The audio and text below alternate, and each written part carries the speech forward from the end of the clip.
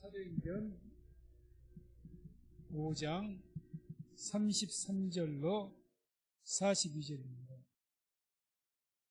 사도행전 5장 33절로 42절. 사도행전 5장 33절로 42절 말씀을 같이 함께 읽겠습니다. 저희가 듣고 크게 노하여 사도들을 없이하고자 할세 바리새인 가말리엘은 교법사로 모든 백성에게 존경을 받는 자라. 공회 중에 일어나 명하여 사도들을 잠깐 밖에 나가게 하고 말하되 이스라엘 사람들아, 너희가 이 사람들에 대하여 어떻게 하려는 것을 조심하라. 이전에 드다가 일어나 스스로 자랑하며 사람이 약 400이나 따르더니 그가 죽임을 당하며 쫓던 사람이 다 흩어져 없어졌고, 그 후 호적할 때에 갈릴리 유다가 일어나 백성을 꿰어 쫓게 하다가 그도 망한즉 쫓던 사람이 다 흩어졌느니라. 이제 내가 너희에게 말하노니 이 사람들을 상관 말고 버려두라. 이 사상과 이 소행이 사람에게로서 났으면 무너질 것이요, 만일 하나님께로서 났으면 너희가 저희를 무너뜨릴 수 없겠고 도리어 하나님을 대적하는 자가 될까 하노라 하니, 저희가 옳게 여겨 사도들을 불러들여 채찍질하며 예수의 이름으로 말하는 것을 금하고 놓으니, 사도들은 그 이름을 위하여 능욕받는 일에 합당한 자로 여기심을 기뻐하면서 공회 앞을 떠나니라. 저희가 날마다 성전에 있든지 집에 있든지 예수는 그리스도라 가르치기와 전도하기를 쉬지 아니하니라. 아멘. 오늘 내용은 이제 사도들이 감옥에 복음을 전하다 갇혔죠. 잡혔습니다. 그런데 천사의 도움을 통해서 풀려났죠. 하나님의 기적과 은혜로 다시 복음을 전하고 있는 것을 체포에다가 가뒀습니다. 그런데 이렇게 해서 이제 많은 공회 의원들이죠. 제사장들, 사두개인들, 바리새인들, 종교 지도자들이 이들을 신문하면서 어떻게 해서든지 막 분했죠. 지금 아니 복음 전하지 말라고, 예수에 대한 복음 전하지 말라고 그렇게 두들겨 패고 감옥에 있는데 탈출하더니 또 경고했는데 또 복음을 전하니까 이제 어떻게 보면 굉장히 노였던 겁니다. 그래서 이제 이들을 갖다 죽여서 이렇게 처벌하려고 하니까 백성들이 이제 들고 일어났죠. 백성들이. 그래 문제가 이제 많았던 겁니다. 그런 때에 이 가말리엘이라는 교법사라고 하는 이 율법사라는 겁니다. 율법의 교사, 오늘 어떤 성경교사입니다. 아주 박식한 성경에. 그 가말리엘이라는 분이 이제 그것을 보고 만류하고 중재를 하는, 그런 지혜롭게 하는 그런 내용을 오늘 내용은 나오고 있습니다. 먼저 33절 35절 보게 되면 이제 이 사도들을 갖다가 체포해서 죽이려고 하니까 만류하는 내용이 나옵니다. 그걸 막는 거죠. 보게 되면 저희가 듣고 크게 노하여 사도들을 없이하고자 할세 바리새인 가말리엘은 교법사로 모든 백성에게 존경을 받는 자라. 공회 중에 일어나 명하여 사도들을 잠깐 밖에 나가게 하고 말하되 이스라엘 사람들아, 너희가 이 사람들에 대하여 어떻게 하려는 것을 조심하라. 이 바리새인 가말리엘은 교법사였다 그러죠. 가말리엘은 그때 당시에 최고의 랍비하면 스승을 말합니다. 교사, 하나님 말씀을 가르치는 교사. 오늘 가서 목회자라고 합시다. 말씀을 가르치는 당대 최고의 그런 교법사였습니다. 사도 바울이 이 가말리엘 문화생이었습니다. 다시 말해서 사도 바울의 스승이었어요. 스승. 그래서 사도 바울이 신문 받다가 내가 가말리엘 문화생이다 이렇게 자기를 소개한 적이 있었죠. 그래서 이 가말리엘은 가장 당대 최고의 존경받던 그런 성경 교사였습니다. 그런 사람이었죠. 그 사람이 이제 지금 어떻게 되면 공회에서 예수에 대한 복음을 전하지 말라고 감옥에 가두고 이렇게 했다는 것은 지금 그런데도 불구하고 계속해서 그 명령을 거역하고 복음을 전했다. 예수의 이름을 전했다. 공회에서 금지했는데 오늘날 같으면 공권력에 도전하는 겁니다. 나라의 국법으로 금지가 됐어요. 그래서 국법을 어겼기 때문에 감옥에 가뒀어. 그때 풀려나가지고 또 국법으로 어겨 똑같은 것을 보란듯이 성전에서, 다른 데도 아니에요. 성전에서. 쉽게 말해서 관공서, 경찰서 앞에서 그냥 버젓하게 또 죄를 짓는 겁니다. 그러니 지금 이 공의의원들, 권세자들이 아마 분노할 대로 분노했을 겁니다. 이것들이 우리를 어떻게 보고. 그러지 않았겠습니까? 이때 공의의원들, 오늘날 국회의원들과 같다니까요. 모든 입법, 사법, 행정권을 다 가지고 있는 사람들입니다. 이 강력한 권력을 가지고 금지를 시켰는데 탈출하더니 또 배를 때리고 경고해도 또 그렇게 하는 거예요. 또 어디에서 똑같은 성전에서 어디 숨어서 몰래 한다면 또 이해라도 하겠어. 보란듯이 그렇다면 그래 알아서 해봐. 그런 듯이 하는 거예요. 그러니까 지금 화가 머리 끝까지 난 거죠. 그러니 지금 죽이려고 하는 겁니다. 없애버리려고.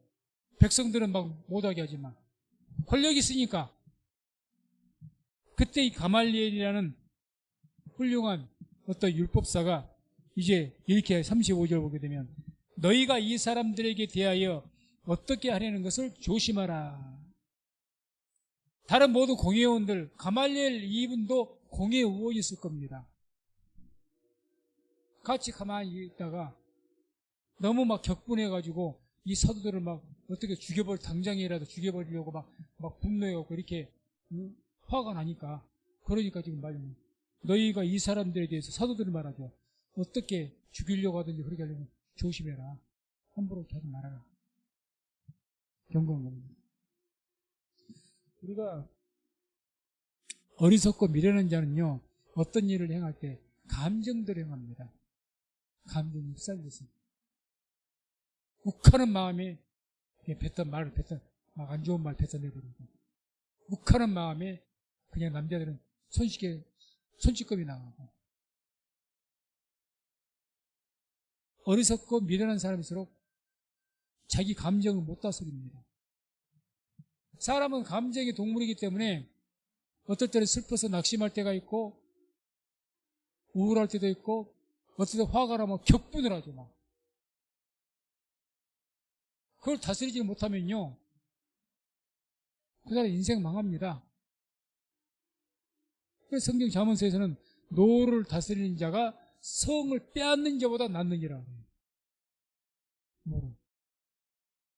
자기 감정, 막 분노한 감정을 억누르고 잘 다스리는 자는 참는 거죠. 참고 다스리는 자를 전쟁을 해서 성 하나를 빼는 것이 얼마나 힘든데요. 옛날 견고한 성, 여리고성 같은 그런 성을 갖다가 전쟁에 뺏는 것, 이건 굉장히 어려워요. 성 안에 100명의 군사가 있다면요, 이 성을 빼서 최소한 2배, 3배, 200, 300명 이상이 있어야 겨우 빼야 할 수가 있는 겁니다. 굉장히 힘든 일이에요. 그런데 그렇게 성을 빼앗는 것보다 더 나은 것이 뭐다? 이 감정 다스리는 거라는 거죠. 그만큼 사람 감정을 다스리기가 힘들다는 거죠. 그 지금 모든 공의원들이 화가 날대로 난 거예요, 지금. 이것들이 우리를 뭘로 보고 그렇게 경고를 했는데, 나를 뭘로 보고 우리가 모든 권세를 다 가지고 있고 우리 공의원들, 우리 국회의원들을 뭘로 보는 거야, 지금. 요즘에 그러잖아요.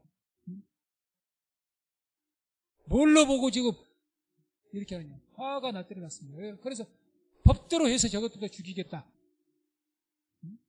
뭐 그렇게 했겠죠. 그때 지금 이 유일하게 가말리엘이라는 같은 공회원일 건데 그걸 보고 이분은 그렇게 감정에 격화되어 동요되지 않고 이야기한 겁니다. 그래서 미련한 자는 감정대로 막 그대로 합니다. 그런 사람들은 뭐 우리가 실제로 신문 같은 거 보더라도 뭐 이 국가 정부에서 요직에 있던 사람들과 한순간에 감정으로 말 한마디 잘못했다가 낭패를 당하고 그래서 물론 쫓겨나게 되고 그런 경우 많습니다. 많아요. 감정을 잘못 다스리면 한순간에 인생을 망칠 수가 있습니다. 그런데 반대로 그래서 지혜로운 사람은 우리 감정을 잘 다스립니다. 억누를 줄 알아요. 그래서 지혜로운 사람은 그래서 참기를 잘합니다. 그래서 지혜로운 사람은 말하기를 더디하고 듣는 것을 어떻게 해요? 속히 합니다. 듣는 데 집중을 해요. 내 말하는 것은 더디합니다. 예. 말이 많으면 허물이 많다 그러거든요. 허물이 날 수가 없대. 사람이 완전하지 않으니까.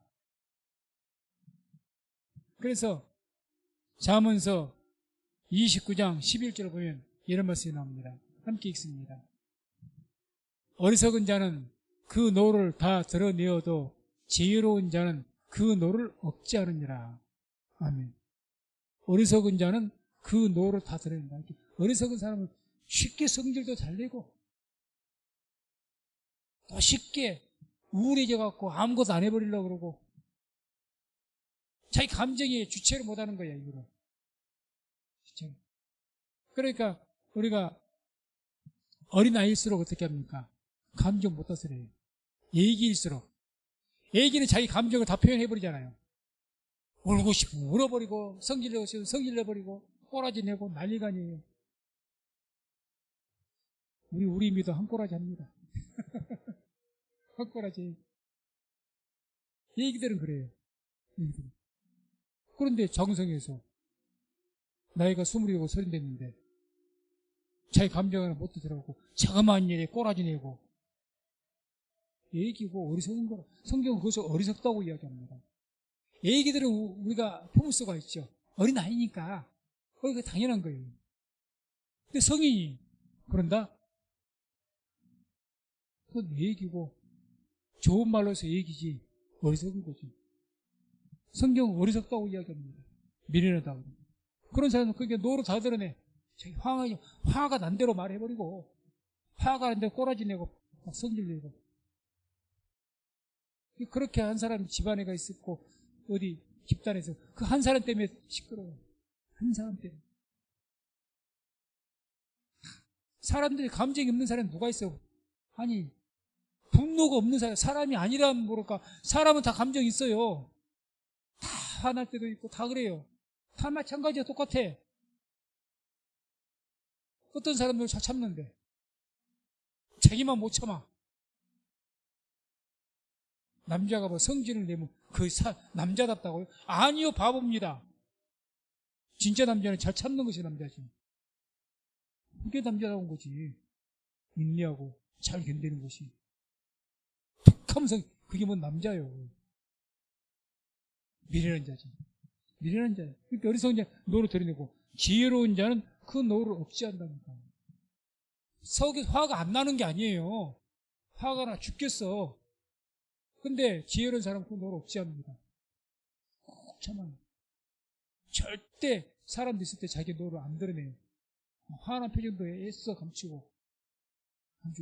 정의 있게 못 이긴 사람, 그 스트레스 풀려고 어떤 사람은 야구장에 올라가서 야구 배트 보면 거기 스트레스를 풀고, 다른데 자기 살에서 아무도 없는 데서 고함이라도 확 지르고. 지혜로운 사람은 그렇게 풉니다. 정 못 이기기 있습니다. 그렇게라도 풀어야죠. 그렇게 풀어버리고 화가 혼자서 또 다른 방법으로 사람이 없는 곳에서 피해를 안 주기 위해서 나 혼자만의 방법으로 다른 사람 피해 안 주고 나 혼자만의 방법으로 풀어야죠. 정이 못 견디기 있거든. 그게 지혜로운 사람. 그게 노를 억제하는 겁니다. 중요한 것은 모든 사람에게 다 감정이 있다. 성경은 뭐라고 하느냐? 근데 감정을 억누르지 못하고 다스리지 못한 사람은 미련한 자다. 성경 미련한 자에게 기대할 것이 없다. 그 사람 소망이 없다 그래요. 소망이 없다. 그 사람한테 바랄 것도 없고 소망도 없다. 이 지혜로운 사람은 잘 다스린다는 거죠. 또 전도서 7장 9절에 이런 말씀이 나옵니다. 7장 9절 함께 읽습니다. 급한 마음으로 노를 바라지 말라. 노는 우매자의 품에 머무름이니라. 이 분노가 누구의 품에 머물러요? 우매자. 미련한 사람일수록 노가 많아요. 분노가. 미련한 사람일수록. 거기에 머무른다는 거, 거기에. 그렇게 미련한 사람들은 항상 분노가 많고 쉽게 성질내, 이 사람들은.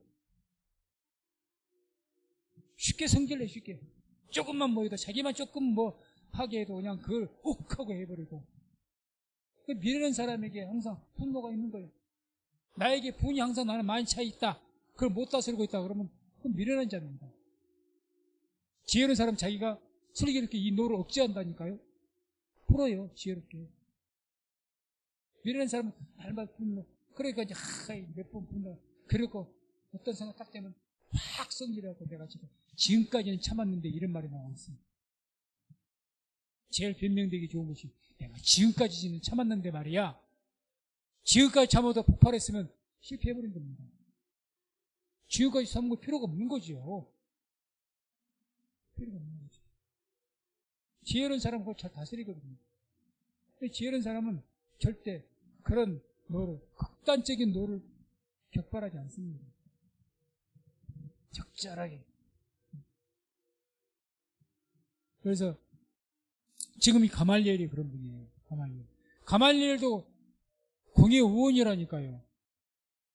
근데 아무것도 아닌 이 베드로와 요한, 이 어부 출신인 무식한 무지렁이들이 공권력에 도전을 합니다. 공권력에 도전을 해요. 그러니까 아마 율법사기 때문에 지금 예수의 복음을 전하니까 율법에 도전한 것으로도 여겨질 겁니다. 율법에. 그러면 본인도 화가 났을 건데 이분은 오히려 자기도 화가 났을 건데 자기의 그 분노를, 왜 이 사람도 율법사라니까, 율법사 공의 의원이고 왜 그렇게 화가 안 나겠어요? 근데 이 가말리엘은 자기의 분노도 다스리고 또 누구 전체가 다 70명이나 되는 사람들이 지금 화가 이렇게 나 있는데 그 사람들을 진정을 시키는 겁니다. 그러지 말아라. 그런 지혜로운 사람이 되기를 주의 이름으로 축원을 드립니다. 우리는 그렇게 돼야 돼요. 믿는 사람들은 다 분노해갖고 뭐 요즘에 정치적인 것도 그러죠. 막 분노해갖고 막 격화돼갖고, 그래도 우리 믿는 사람은 오히려 그렇게 하지 말아요. 아무리 올바른 행위도요, 그렇게 분노한 가운데면 틀린 것이 되어버립니다. 그러잖아요. 지금 그렇게 하는 거죠.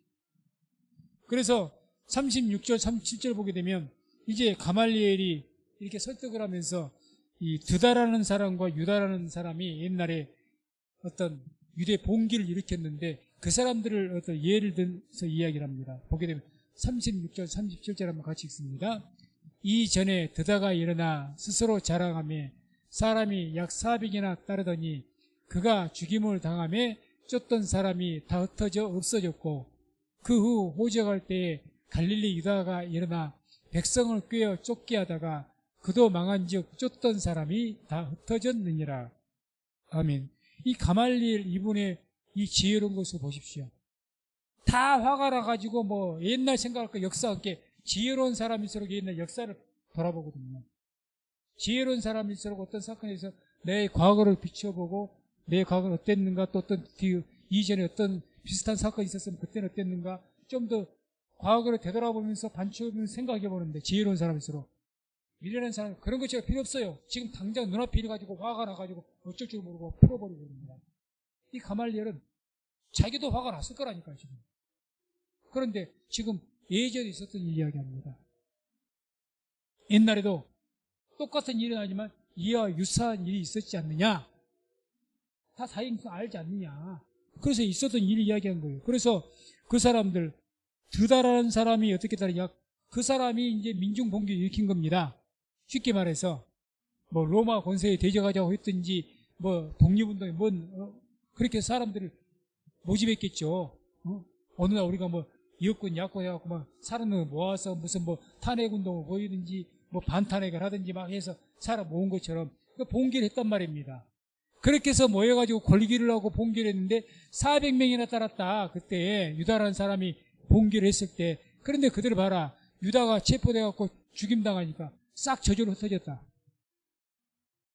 두 번째 사람은 또 드다라는 사람이 있었다.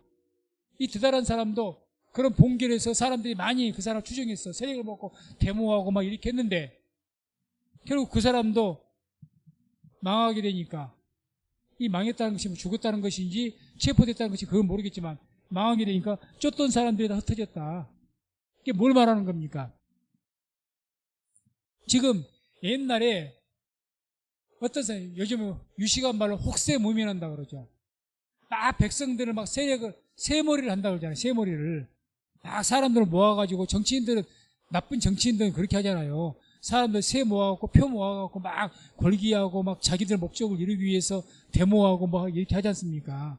그런 것처럼 그렇게 했다. 그런데 그 대표자 주동자가 딱 잡히게 되니까 그 모임들이 저절로 흩어졌다. 여기에 방점이 있습니다.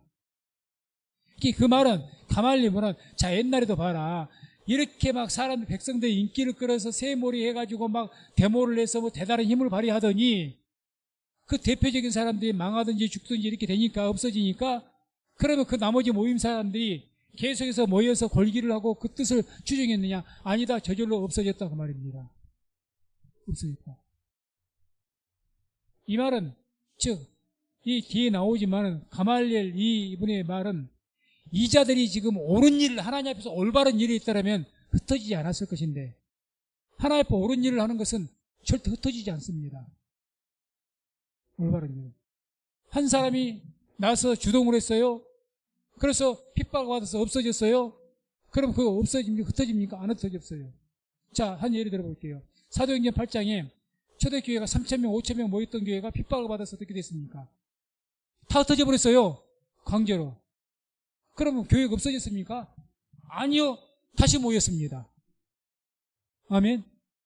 하나님께서 세우신 그런 것은 이와 같이 절대 없어지지 않는다. 그렇게 이 가말리의 말은 이 지금 베드로와 요한이 하는 이 사람들이 주장을 해서 많은 백성들이 따르는데 이 사람들이 하는 일이 뒤에 나오지만 하나님께서 하시는 일이라면 절대 없어지지 않을 것이다. 그 이야기예요. 그런데 만약에 그런 일을 갖다가 너희들이 이걸 대적해서 강제로 하면 하나님 대적하는 것이 되는 것이고 옛날 과거로 돌아보라는 겁니다. 하나님의 올바른 일이 아닌 것은 반드시 사람 중심으로 해서 모여서 뭉쳐가지고 어떤 것을 했기 때문에 결국 어떤 문제가 생기면 저절로 없어져 버린다. 없어진다. 지금 그 이야기한 겁니다. 그래서 36절의 마지막에 그가 죽임을 당하며 유다를 말합니다. 봉기를 처음 했다. 아니 드다를 말합니다. 400명이나 따라왔다 그러잖아요. 백성들이 추종을 했다잖아요. 그 사람이 죽임을 당하니까 거기를 쫓던 사람이 다 흩어져 없어졌다. 그러면 드다가 죽으니까 다른 지도자를 세워서 우리가 이 올바른 일을 계속합시다. 이게 맞는 거죠. 올바른 일이면. 그렇지 않다. 없어졌다. 또 유다에 대한 이야기 37절에 그도 망한 즉 쫓던 사람이 다 흩어졌다. 그도 망한 즉. 그러니까 이와 같이 우리가 이 사람이 중심이 된 당, 이걸 당이라고 하죠. 성경에 뭐라고 합니까? 당 짓지 말라고 그러죠. 당 짓지 말라. 당을 뭘 당이라고 한 줄 아십니까? 사욕을 어떤 사사로운 욕심이 중심되어서 모이는 집단을 당이라고 합니다. 집단의 당. 이게 당이에요. 자기들의 어떤 목적, 자기들만의 자기 집단의 목적, 또 어떤 개인의 한 사람의 목적, 그 욕심을 위해서 모인 집단이 당이에요. 당. 성경은 당 짓지 말라고 합니다. 다시 말해서 사람이 중심이 된 것이 당입니다. 사람이 중심이 된 것. 그러니까 유다나 드다나 사람이 중심이 됐기 때문에 이 사람이 야 유다라는 사람이 정말 능력이 있네, 힘이 세네, 뭐 칼싸움을 잘하는지 옛날에 뭐 그런 어떤 것이 있으니까 이 사람 중심으로 우리가 뭉치자. 사람 중심이 된 것은 다 터져버렸습니다. 사람 중심. 이게 당이거든요. 오늘날도 마찬가지입니다. 그런 사사로운 어떤 집단의 이익이나 사사로운 욕심, 사람이 중심이 되어서 모인 어떤 집단 당은 그 중요한 어떤 지도자들이 죽임당하는지 그 중요한 것이 딱 치게 되면 저절로 없어져 버립니다. 저절로. 그것들이 이야기하는 거예요. 그러니까 이 말은 무슨 말입니까? 지금 이 베드로와 요한이 뭐 예수에 대한 복음, 자기들이 이거 이단이죠 지금. 자기들 보기엔 잘못된 것인데. 어? 그래서 예수를 십자가 죽이지 않습니까? 잘못된 것인데 그걸 계속 절한다는 거예요. 그래 법적으로는 잘못된 거야. 그렇기 때문에 만약에 저들이 잘못된 일이라면, 이것이 잘못된 일이 맞다면 저절로 흩어져서 그냥 두게 돼도 없어지게 될 것이다. 그 이야기입니다. 그래 지금 감정대로 해가지고 백성들이 동조를 하는데 괜히 그 백성들의 민심까지 거스려가지고 나라에 큰 문제 일으키지 말라 그 말입니다. 우리나라에 이번 정치도 그랬지 않습니까? 탄핵 뭐 반대하는 거 그 괜히 잘못 건드렸다가 온 나라가 이제 시끄럽게 되죠. 그 적당한 선에서 놔둬야죠. 공연히 뭐 그거 한다고 건드려갖고 더 불길만 커져버리고 더 문제가 심각해져 버리죠. 감정대로 같이 부딪혀버리고 탄핵, 반탄핵, 찬탄, 반탄핵 막 부딪혀버리면 어떻게 됩니까? 나라 큰일 나는 거죠. 놔둬야죠. 적당한 선에서. 아무튼 그 이야기 한 겁니다. 그 이야기. 자, 그래서 이제 38절, 39절 가말리엘이 딱 권면을 합니다. 38절, 39절 함께 읽습니다. 이제 내가 너희에게 말하니 이 사람들을 상관 말고 버려두라. 이 사상과 이 소행이 사람에게로서 났으면 무너질 것이요. 만일 하나님께로서 났으면 너희가 저희를 무너뜨릴 수 없겠고 도리어 하나님을 대적하는 자가 될까 하노라 하니. 아멘. 이 사람들을 상관 말고 버려두라 그럽니다. 이게 핵심이죠. 이 사람들을 괜히 건들지 말라는 거죠. 지금 백성들이 막 따른다니까요. 격식되고. 지금 그러지 않습니까? 베드로와 요한 기적이 나타나고 막 그러니까 하나님 능력이 나타나니까 막 따르는데 거기에 대놓고 막 강제적으로 탄압을 하고 사도들 체포하고 그럼 백성들이 가만히 있겠습니까? 봉기를 하고 이제 큰 문제가 나죠. 그러니 가만둬라. 옛날에 유다나 드다 이런 자들 받지 않느냐. 가만둬도 제대로 한 사람 지도자가 다음에 없어지면 스스로 없어진다. 놔둬버려라 그 말이지. 그래서 하나님께로 난 일이라면 너희가 건들면 안 된다. 그 이야기입니다. 그래서 당을 짓는 것은 사익, 개인적인 육심을 위해서 중심된 거죠. 그래서 오늘날 교회도 그런 목들 참 많아서 안타까운 일들이 많습니다. 이기주의가 딱 생기고. 사실 뭐 우리 교회도 세상에서 지금 막 비난받는 이유도 교회가 집단 이기주의가 되니까. 정말 성경적인 가치를 위해서 뭐 동성애 차별 금지를 위해서 우리가 운동하면 그런 거 올바른 이유죠. 성경에 대한 가치가 있으니까. 단순히 교회의 어떤 유의. 옛날에 실제로 그런 일이 있었어요. 교회 어떤 목회자나 이런 분들에게 이제 정부에서 목회자이기 전에 이 나라 국민입니다. 세금을 매긴다고 했어요. 세금. 그러니까 세금을 안 내려고 집단이 돼갖고 가서 반대하고. 그래갖고 얼마나 일반 백성들에게 욕먹었는지 모릅니다. 욕먹었죠. 당연히 내야죠. 내야죠. 내야 맞죠. 예수님도 가이사의 것은 가이사에게, 하나님의 것은 하나님께 드리라고 했는데. 그러면 안 되죠. 그래서 막 그런 어떤 것들, 그 외에도 여러 가지 교회만, 우리는 내가 교회 다니니까 다 이해하고 그러지만 믿지 않는 사람들은 왜 너희는 안 내? 너희 이날 사람 아니야? 왜 세금 안 내? 이유가 없잖아요. 근데 그러면 안 되죠. 근데 그 외에도 여러 가지 그런 일이 있었다는 거죠. 집단은 이기주의예요, 그건. 흡사. 아니, 이 나라에 뭐 어떤 옛날에 무슨 뭐 시설 하나 지으려면 그냥 무조건 그 시설, 아니 이 나라에 있어야 되는 시설인데, 그러니까 의논하고 여러 가지로 해가지고 합당한 절차를 거쳐서 행정관청에서 정해서 그쪽 그 지역에 딱 그 시설을 뭐 쓰레기 처리 시설이든지 뭐 시설, 그런 시설을 처리 시설 있어야 되지 않습니까? 쓰레기가 나오는데 쓰레기 처리 시설 있어야지. 그러면 뭐 공중에다 띄울 겁니까? 우주로 보낼 겁니까? 이 나라 강도 어딘가에 있어야 돼. 하서 어딘가 추첨을 했더니 뭐 했더니 정했어. 그걸 받아들여야 되는데 그냥 오는 곳마다 다 걸기하고 다 우리 지역은 안 돼요. 우리 지역은 안 돼요. 웃다 버리라는 거예요. 쓰레기 안 치우고 살 수 있간데요? 없잖아요. 다 무조건 우리 마을은 안 돼요. 나는 안 돼. 누구들한테 해야 돼. 너희들도. 이게 이기주의죠. 이게 너무 팽배하다는 거죠. 아무튼 여기도 마찬가지죠. 그래서 그런 어떤 것이 된다면 저절로 다음에 없어질 것이다. 하나님 기뻐하시는 일이 아니기 때문에 이게 놔두라는 거죠. 놔둬.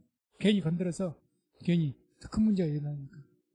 그래서 우리가 당을 짓는 것 반대가 이제 연합하는 것인데, 교회가 왜 그렇게 역사를 통해서 세계적으로 모든 교회가, 우리나라도 그렇지만 얼마나 핍박을 많이 받았습니까? 핍박 많이 받았잖아요. 공산주의 때도 그러고 일제시대 때도 그러고 얼마나 교회가 핍박을 많이 받고 세계의 교회가 얼마나 핍박을 많이 받았습니까? 그런데도 지금까지 이게 무너지지 않고 지금까지 이어져 온 겁니다.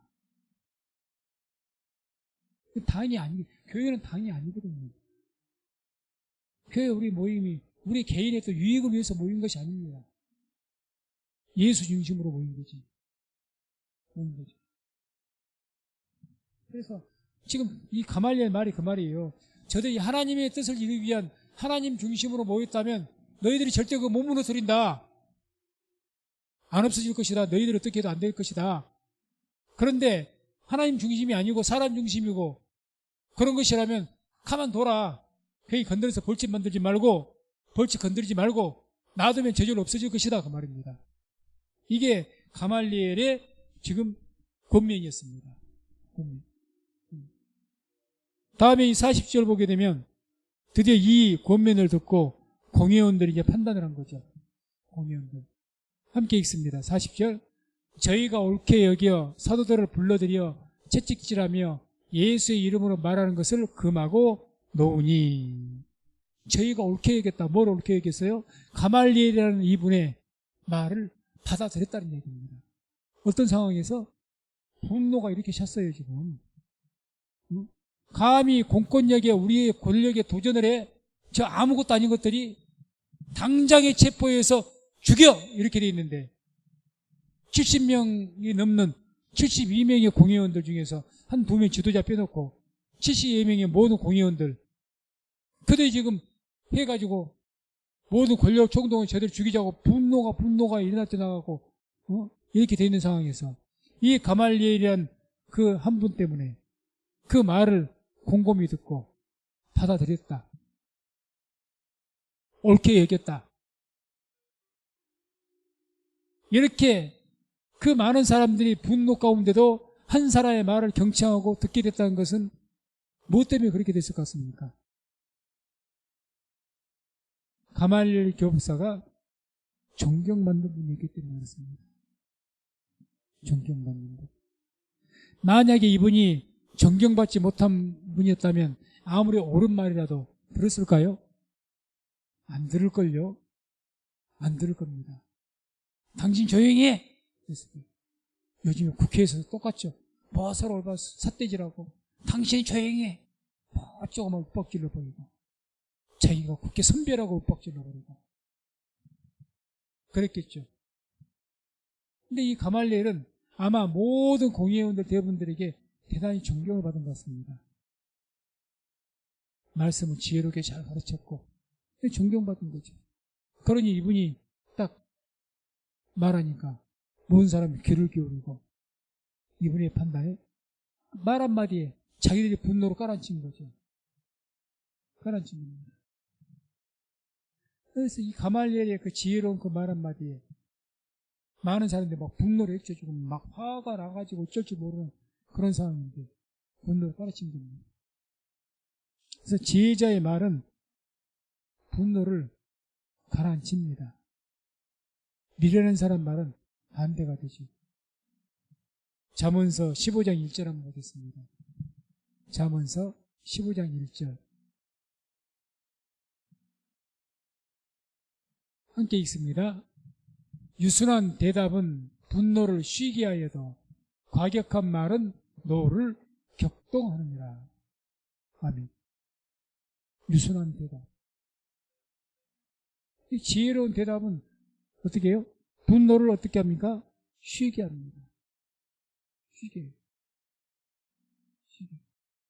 우리가 어떤 것을 말할 때 유순하게 말한다는 거. 유순하게. 우리가 그러잖아요. 같은 말이라도 말 억양과 말투에 따라서 감정이 달라져 버립니다. 감정이 달라져요. 말의 내용도 중요하지만 말의 억양이나 말품. 별것 아닌 말에도.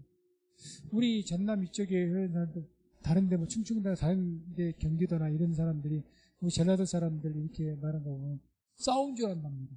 평상시 말하는 것이. 우리는 그 익숙했으니까 돼요. 근데 외부 사람들은 우리가 평상시에 그냥 해도 조금 억양 높여도 나한테 화내는 거냐고 이렇게 말할 수가 있습니다. 억양이 톤이 높아버리니까. 톤이 높으니까. 우리가 말 한마디 하더라도 정중하게 말한다는 것이 얼마나 중요한지 모릅니다. 정중하게. 한번 생각해 보세요. 어떤 사람 치고 나에게 정중하게 아무리 가까운 사이라도 우리는 가까운 사이면 그냥 무시하고 말 함부로 해버리는 습관이 많은데 아니요. 또 지혜로운 것 아닙니다. 지혜로운 것 아닙니다. 그래도 정중하게 지킬 것은 지켜야죠. 부드럽게 말하고 정중하게 말해서 기분 나빠서 잘하면 세상에 아무도 없습니다. 더 기분이 좋게 되고 그런 말하면 상대방의 인격이 더 높아 보이고 반대로 말을 갖다 함부로 해보세요. 대놓고 가깝다고 나한테 말을 반말 찌끄리네 빡빡하게 쌓고 가깝다고 말 함부로 해버리고 자기는 가깝다고 친하니까 가까우니까 그러나 그 듣는 사람이 이미 감정의 밑에 보이지 않게 안 좋은 겁니다. 누가 반말 소리를 듣고 누가 함부로 말하는 소리 듣고 기분 좋을 사람 아무도 없어요. 부부간에도 마찬가지일 겁니다. 그러니까 같은 말도 유순한 대답 말의 표현이 다른 거죠. 우리가 돌려서 말한다 그러잖아요. 유순하게 부드럽게 말하는 법. 내 말, 내 뜻, 내 생각을 버리라는 것이 아닙니다. 그렇게 해야 분노를 쉬게 합니다. 분노를. 만약에 가말리엘이 지금 막 공의원들이 화가 나가지고 지금 사도를 죽이자고 막 이렇게 했을 때 이렇게 올바른 일이 아니다 생각이 그 가말리엘 말이 맞죠. 그게 만약에 가말리엘이 화가 나가요. 당신들 이러면 되겠느냐고 막 화내 격앙돼 갖고 말하면서 당신들하고 이제 어리석은 짓이라고 만약 그렇게 이야기했다 합시다.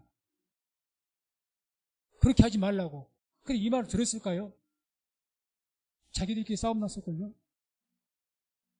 자기들끼리. 얼마나 차분합니까? 가말리엘에서 아까 유다와 드다 이야기를 하잖아요. 뭐 이런 옛날에 옛날에 있었던 이야기하면서 화내면서 이야기한 사람이 있겠습니까? 여러분들 들어보세요. 침착하시고 들어보세요. 너무 흥분하지 마시고 들어보세요. 옛날에 일이 있었습니다. 유다와 드다 일이 있었습니다. 이런 일 차분하게 이야기하지. 누가 격앙돼서 막 말한 사람 누가 있겠어요? 차분하게 설명하잖아요. 지금. 예전에도 유사한 일이 있었습니다. 근데 이런 걸 이렇게 했고 이렇게 있지 않습니까? 이렇게 됐기 때문에 이렇게 해봅시다. 우리는 그래서 말하는 방법이 참 인생을 살아가는 데 참 중요하죠. 정말 중요합니다. 이 새 지어에서 이 혀가 우리 인생의 방향을 결정한다고 그러죠. 그래서 유순한 대답은 분노를 쉬게 하여도 반대로 과격한 말은 노를 어떻게 해요? 격동한다고 그럽니다. 같은 말이라도.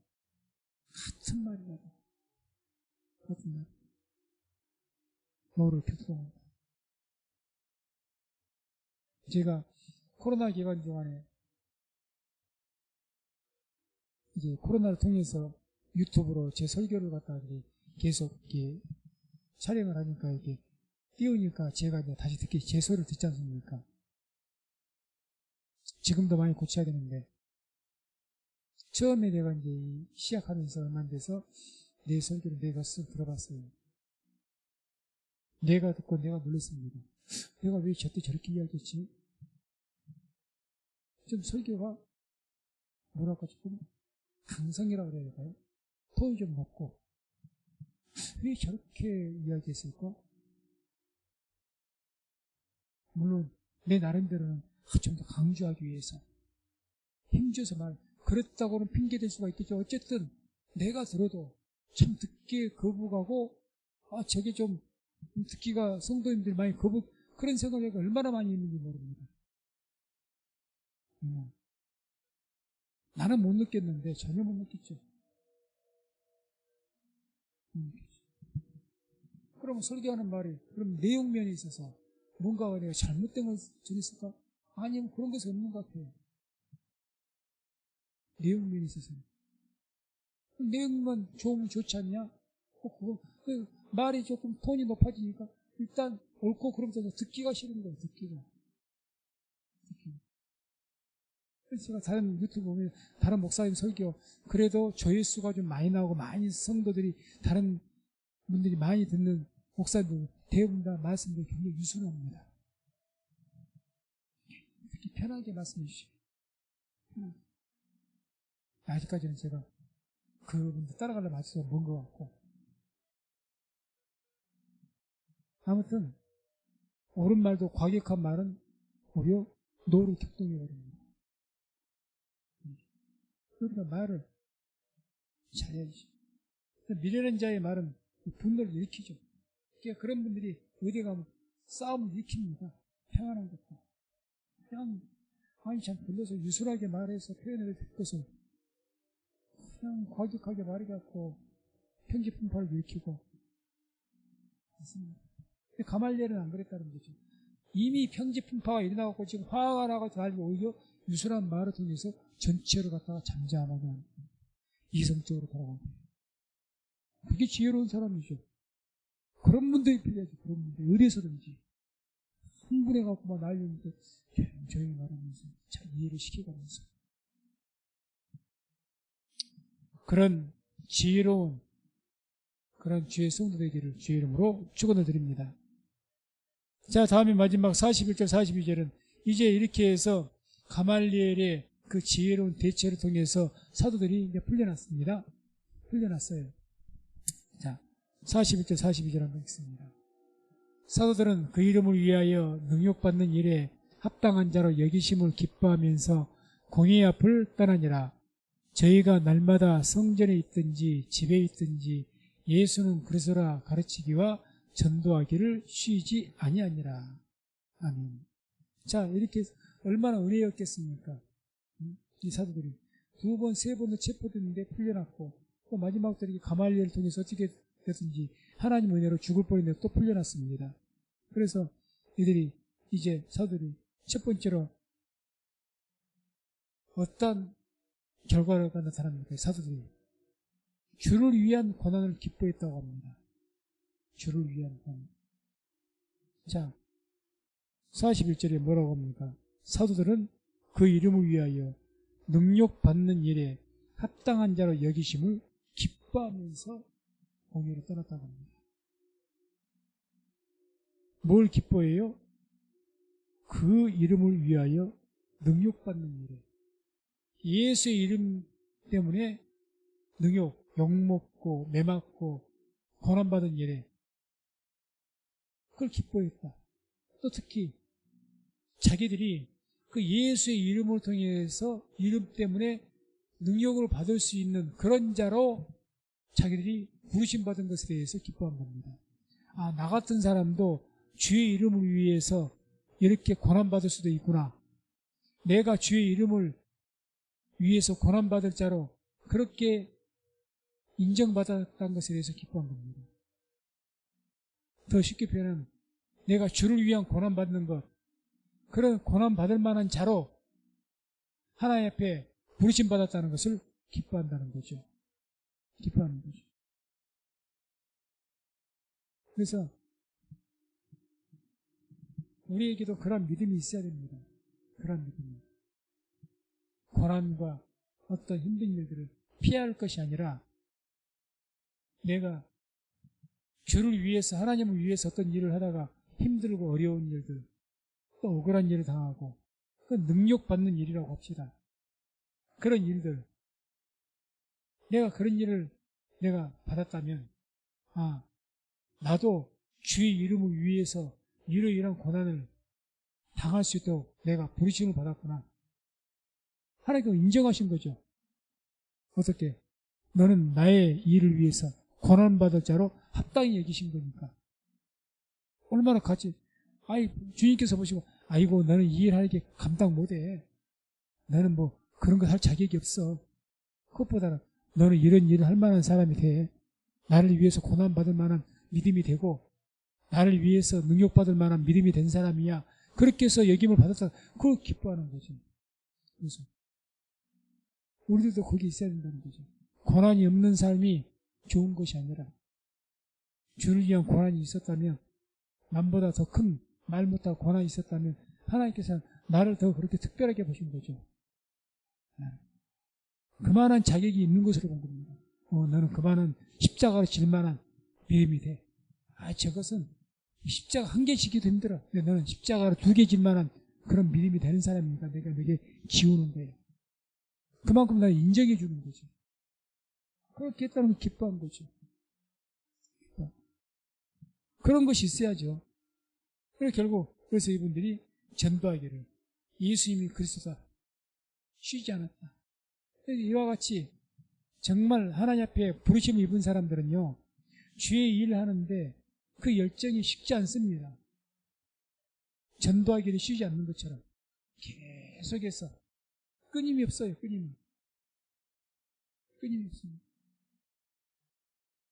그래서 말씀을 냈습니다. 오늘 말씀의 중심의 내용은 주의 복음을 전하다가 갇혔던 사도들이 2번에 걸쳐서 3번에 걸쳐서 계속해서 하나님의 기적으로 또 여러 가지 하나님 은혜 가운데 풀려났습니다. 풀려날 때마다 뭐랍니까? 그렇게 공회의원들이 권력으로 권세로 엄격하게 엄한 명령으로 예수의 이름을 전하지 말아라 했는데, 보란듯이 다른 곳도 아닌 성전에서 제사장들이나 사도계 공회의원들이 득실득실하고 왔다 갔다 하는 곳에서 보란듯이 복음을 전합니다. 그러니 얼마나 화가 났겠습니까? 이들이 지금 우리를 무시하는가, 멸시하는가. 그래서 이 사도들을 죽이려고 했을 때 흥분해가지고 막 분노해갖고 70여 명의 공회의원들이 막 그렇게 흥분해 있을 때 가말리엘 교복 사람은 하나님의 지혜로 이분들을 다 잠잠케 하고, 그 결과 사도들이 풀려나고 이런 내용을 보게 됩니다. 그래서 한 사람의 지혜로운 사람이 얼마나 큰 일을 하는가 말씀을 통해서 볼 수가 있는 거죠. 그래서 우리 믿는 사람들은 이렇게 어디서든지 지혜로운 사람에 대해서 그냥 한순간에 막 격동돼가지고 감정에 흥분해가지고 어쩔 줄을 모르고 그런 것도 다스리지 못하는 미련한 사람이 돼서는 안 되고, 그런 감정을 다스리고 하나님의 성령이 인도하신 가운데 이렇게 지혜롭게 말도 하고 행동도 할 수 있는 그런 우리 모든 성도님 되시기를 주의 이름으로 축원을 드립니다.